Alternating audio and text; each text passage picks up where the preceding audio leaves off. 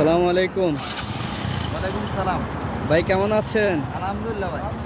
ভাই আপনি যে সৌদি আরবে আসছেন, হাঙ্গারি স্টেশনের কাজ করতেছেন, অনলাইনের কাজ, এখন আপনার কাছে কেমন লাগতেছে? ভাই আমরা যখন ছিলাম 6 থেকে 7 মাস ভালোই ছিল। এখন বর্তমানে আমাদের বাংলাদেশ থেকে আপনার প্রচুর রাইডার আসছে। ইন্ডিয়া, বাংলাদেশ, নেপাল, আপনার ইন্দোনেশিয়া বিভিন্ন রাইডার আসার কারণে ভাই এখন বর্তমানে আমাদের পরিস্থিতি এত খারাপ যে ভাই মাসে 20,000 টাকা বাড়িতে কষ্ট হয়ে যেতেছে।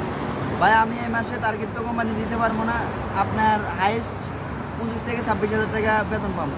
ভাই বুঝেন এবারে কীভাবে কাজ করা যায়। আচ্ছা, বলে যে এই কাজে অনেক টাকা ইনকাম করে, লাখ লাখ টাকা মানুষ ইনকাম করে, কিভাবে কি সম্ভব?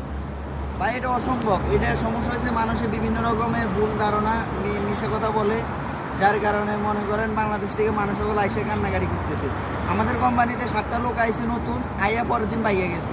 এই পরিস্থিতি দেখে 5 লাখ টাকা খরচ করে 25,000 26,000 টাকা বেতন পায়। আচ্ছা, যারা বাংলাদেশ থেকে আসতেছে, এই কাজে আসতেছে, এখন তাদের উসিলায় আপনি কি বলতে চাচ্ছেন ওটা বলেন। আমি মনে করি ভাই বর্তমানে সৌদির অবস্থা খুবই খারাপ, বিশেষ করে আমাদের অনলাইনের কাজ হাঙ্গারি স্টেশন। তা আমি ওদের উদ্দেশ্যে বলতে চাই যে বাংলাদেশ থেকে 4-5 লাখ টাকা খরচ করে এই কাজে না আসাই বেটার।